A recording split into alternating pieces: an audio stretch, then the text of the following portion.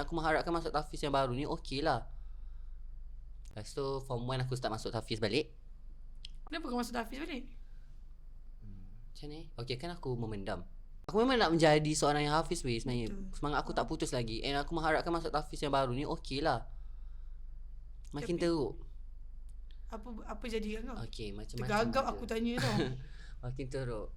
Okey aku ingat form 1. Teruk form 1. Kenapa?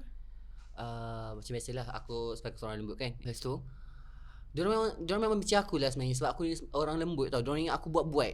Jatuh pecah weh. Padahal benda tu hadiah daripada mak aku. Memang aku kan jenis Sensitif sikit lah. Aku marah weh diorang. Aku marah diorang. Aku ketuk loka sampai kemek. Diorang gelak je. Sebab diorang tahu macam kalau kau marah apa kau boleh buat. Macam sexual harassment pun ada. Hah?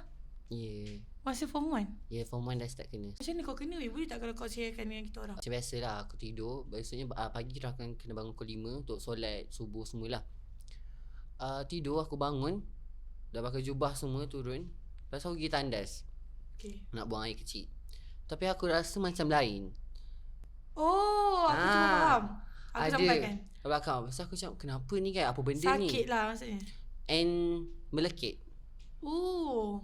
Lepas tu aku tanya orang yang tidur sebelah aku tu. Di sini.